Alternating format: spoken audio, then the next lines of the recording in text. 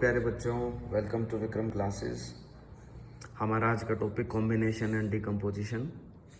ये दो ऐसी रिएक्शंस होती हैं जिनको एक दूसरे का अपोजिट माना गया है कि जो रिएक्शन कॉम्बिनेशन में हुई उसका अगर हम रेसिप्रोकल कर दें, यानी कि रिएक्टेंट का प्रोडक्ट को प्रोडक्ट का रिएक्टेंट कर दें, then it will be our decomposition reactions. अब इन दोनों रिएक्शंस को हम डीपली अंडरस्टैंड कर रहे हैं। Let's see. कॉम्बिनेशन रिएक्शन का डेफिनेशन देखते हैं सबसे पहले कि व्हेन टू और मोर सिंपल रिएक्टेंट्स का मतलब होता है जो आपस में रिएक्ट करें, दे आर कॉल्ड रिएक्टेंट्स। जब दो या दो से ज़्यादा सिंपल रिएक्टेंट्स आपस में मिलेंगे और मिलके एक नया न्यू सिंगल प्रोडक्ट, सिर्फ एक ही उनसे प्रोडक्ट निकलेगा, तो इस तरह का अगर कोई रिएक्शन है जिसमें दो या दो से ज़्यादा चीज़ें, सिंपल चीज़ें आपस में रिएक्ट करें और एक नया सिंगल प्रोडक्ट आपको बना के दें, तो इस तरह की रिएक्शन को कहेंगे combination reaction. Example, H2 plus O2, hydrogen and oxygen gas मिली, दोनों के मिलने से पानी बना। बैलेंसिंग हम बाद में देखेंगे, अभी हम पहले कॉम्बिनेशन समझ रहे हैं। तो hydrogen is also a simple reactant, oxygen is also a simple reactant, दोनों आपस में रिएक्ट करते हैं एंड देन एक सिंगल प्रोडक्ट हमारे पास बनता है, that is water. So this is our combination. अब इसका ठीक अपोजिट कर दो, व्हेन ए सिंगल प्रोडक्ट, अब प्रोडक्ट का तो हमने रिएक्टेंट कर दिया और जो रिएक्टेंट थे उनका प्रोडक्ट कर दिया, तो डेफिनेशन देखिए क्या बनेगी। When a single reactant break down, it's break down, किस में ब्रेक होगा? इनटू टू और मोर सिंपलर प्रोडक्ट। जब एक रिएक्टेंट के दो या दो से ज़्यादा सिंपल प्रोडक्ट बन जाएं, यानी कि इसका रिवर्स अगर हम कर दें, वाटर का टूट के बन गया H2 प्लस O2, दोनों अलग हो गए, तो ये कहलाएगी हमारी अब डिकम्पोजिशन रिएक्शन। तो यही इनके बीच का सबसे बड़ा डिफरेंस है।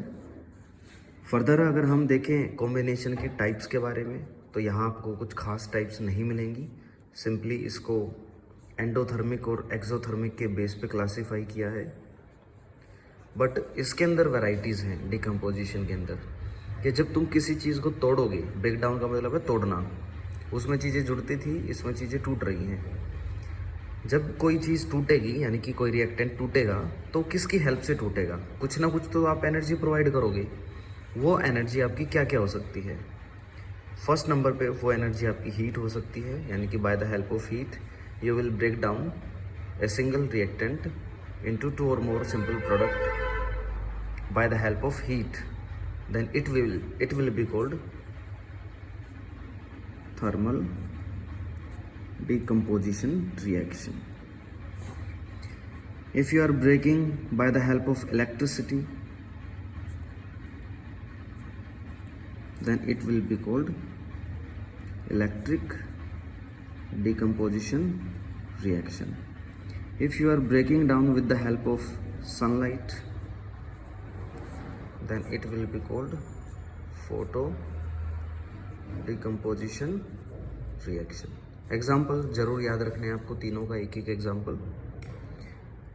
हीट देके किसको तोड़ते हैं? कैल्शियम कार्बोनेट को। कैल्शियम कार्बोनेट जब टूटता है तो कोई भी कार्बोनेट यानी कि CO3 will always give you CO2। CaCO3 में से CO2 माइनस कर दो, you will get calcium oxide which is quicklime. This is a quicklime. So this is the example of thermal decomposition. Thermal decomposition पे delta लगाएंगे, it means heat. Electric decomposition का example water से H2 plus O2 बन गया। Balanced बाद में करेंगे या बैलेंसिंग अलग से सीखेंगे।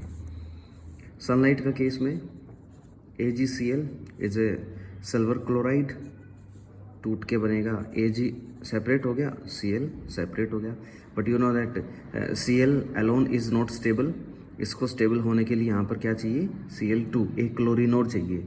तो एक क्लोरीन आएगा तो यहाँ पर भी 2 क्लोरीन करने पड़ेंगे, लेकिन हम बीच में ऐसे ही किसी को यहाँ पर 2 और यहाँ पर 2 नहीं लगा सकते, क्योंकि उससे उसका रेशो बिगड़ जाएगा।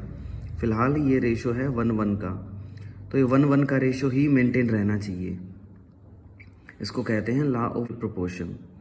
तो इनका प्रोपोर्शन जो भी है यही मेंटेन हमें रखना है, और इसलिए हम यहाँ पर 2 लगाएंगे, ना कि अंदर 2 लगाएंगे, क्योंकि अंदर 2 लगाते तो रेशो चेंज हो जाता, और जबकि बाहर लगा रहे हैं तो अब इनका दोनों का रेशो सेम है। Ag भी 2 हो गया और Cl भी 2 हो गया, तो इसलिए बैलेंस करने के लिए हमने यहाँ पर 2 लगा दिया। तो ये थी हमारी डिकम्पोजिशन रिएक्शन की टाइप। डिकम्पोजिशन का मतलब है एक से कई बनना, और कॉम्बिनेशन का मतलब है कईयों से एक बनना। तो यहाँ 2 से 1 बन गया, यहाँ से 1 से 2 बन गए। और डिकम्पोजिशन को कितने तरीक़ों से हम कर सकते हैं, by the help of heat, by the help of electricity and by the help of sunlight. और तीनों का एक एक एग्जाम्पल आपको याद होना चाहिए।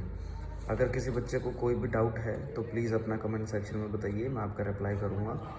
और कोई नई वीडियो की सजेशन हो तो आप वो भी हमें बताइए।